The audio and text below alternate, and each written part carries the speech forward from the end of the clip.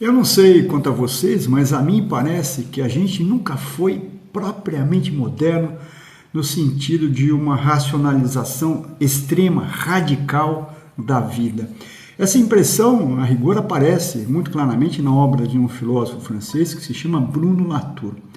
Mas aqui a gente não está interessado exatamente em filosofia, mas sim em evidências de que essa separação radical entre sonho e realidade, entre fantasia e verdade, nunca está exatamente bem estabelecida entre nós.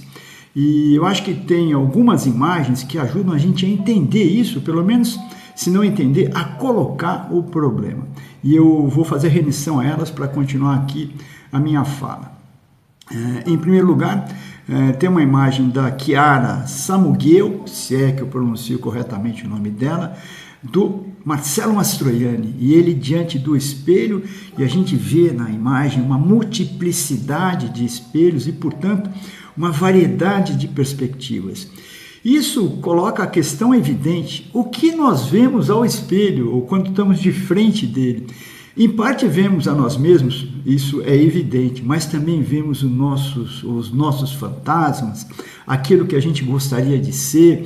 Enfim, o espelho é uma superfície que eu diria para vocês encantada, e isso tanto é verdade, que há um enorme sofrimento de todos nós diante deles, na busca, por exemplo, de uma aparência interessante, de um corpo bonito, de um corpo forte, sarado, como se costuma dizer mais recentemente. Não é só essa imagem que nos faz lembrar do encantamento, do feitiço que a gente tem em relação a alguns objetos que a própria cultura, nós mesmos criamos.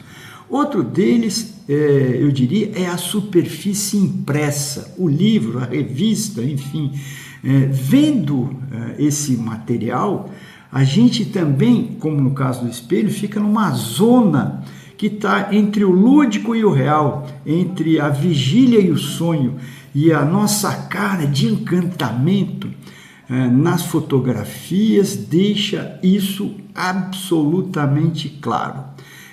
Acho que tem também uma outra questão que mostra o nosso, em grau quase que máximo, o nosso enfeitiçamento por aquilo que nós mesmos criamos, ou seja, a nossa dificuldade de racionalizar a nossa vida, e esse elemento são as telas. Aqui tem uma imagem de uma família diante da televisão, e olha que isso é uma coisa antiga, e se vê claramente que estão todos sonhando, ainda que juntos, cada qual sonhando o seu próprio sonho, reunidos à frente da TV.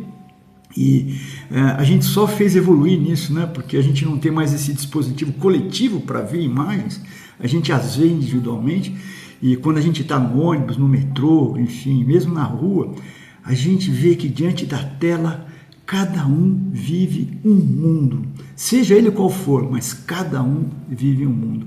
E por fim, uma outra superfície que me parece extremamente interessante, onde a ideia de enfeitiçamento das pessoas pelas coisas aparece de forma muito evidente, é a vitrine.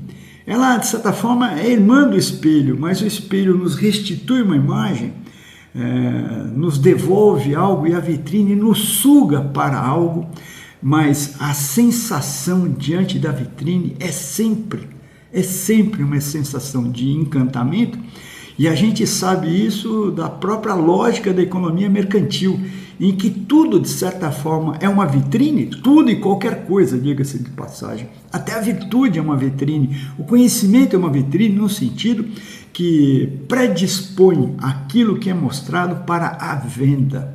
Já concluindo meu raciocínio, eu acho que quando a gente olhar para nós mesmos, a gente deve abrir mão da ideia de que nós sejamos capazes, que nós sejamos competentes para separar a realidade do sonho, a verdade da mentira, o que é fato daquilo que é o desejo. Tudo isso em nós está completamente implicado, está junto, e é muito difícil para a gente separar, a razão pela qual, acho que tem total razão o Bruno Latour, que eu citei no início, no sentido de dizer que a gente nunca foi moderno, porque a gente não tem essa competência que nos atribuímos, e isso é importante porque Se a gente puder ver isso em nós e nos outros, talvez a gente seja menos duro no julgamento que a gente impõe a todos, inclusive a nós mesmos, não é verdade? A gente precisa adquirir uma espécie de capacidade, de competência, de julgar muito menos e viver muito mais. E você, o que acha desse pensamento, desse raciocínio que eu apresentei aqui no vídeo?